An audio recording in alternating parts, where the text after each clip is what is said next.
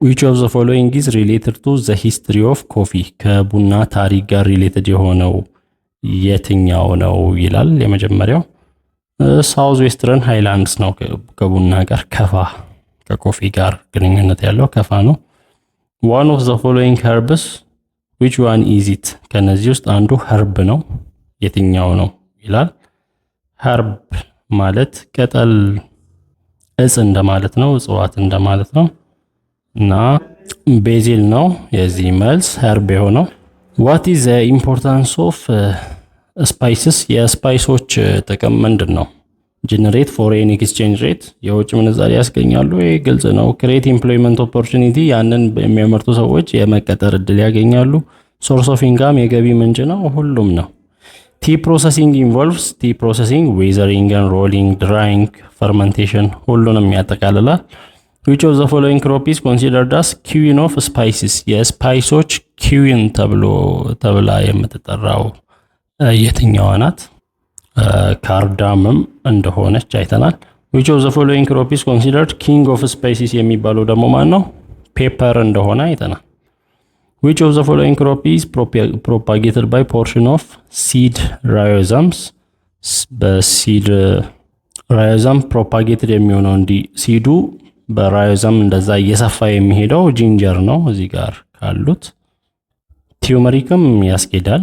ቲዩመሪክም እንደዛ ያስኬዳል። ሶ በራዮዘም ፕሮፓጌት የሚያደርጉ ስለሆነ ነው።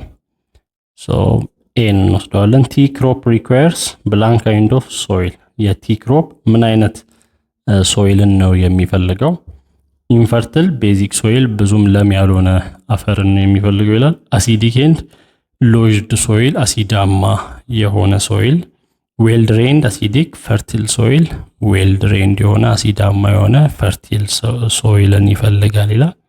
ሲ ነው ዌል ድሬንድ የሆነ አሲዳማ ፈርቲል ለም የሆነ ሶይልን ነው የሚፈልገው።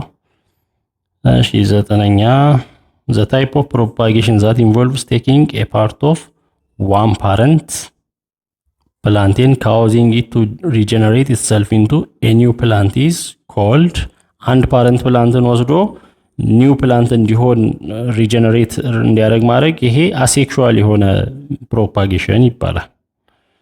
ፕሮፓጌሽን ኦፍ ቲ ባይ ስቴም ከቲንግ ኢንቮልቭስ ስቴም ከት ወይንም ግንዱ ተቆርጦ ፕሮፓጌት ማድረግ ምንን ኢንቮልቭ ያደርጋል? ከት ፍሮም ያንግ ሹት ኦንሊ ዘ ስሪ አፐር ኢንተርኖድስ አር ሪጀክትድ። ከያንግ ሹት ከት ማድረግ ሶስት ከላይ ያሉ ኢንተርኖዶች ይተዋሉ እንደማለት ነው። ያስኬዳል። ሩቲንግ ኢን ፕላስቲክ ባግስ አንደር ዌል ሼድድ ነርሰሪ አት ኤ ሄይት ኦፍ 2 ሜትር ይህም ያለበት ነው። ዩዚንግ ዋተር ቤድ ፖሊቲን ባግ ቶሮሊ but slowly to avoid runoff in soil was። እንግዲህ ሁሉንም የሻይ ፕሮፓጌሽንን የሻይ ፕላንት ፕሮፓጌሽንን ሁሉንም ነው እዚህ ጋር እያስቀመጠ ያለው።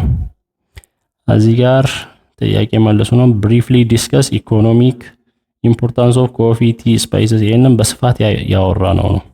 ሶ ቪዲዮውን ከፓርት 1 ጀምሮ ማየት ነው ወደ ኋላ ተመልሶ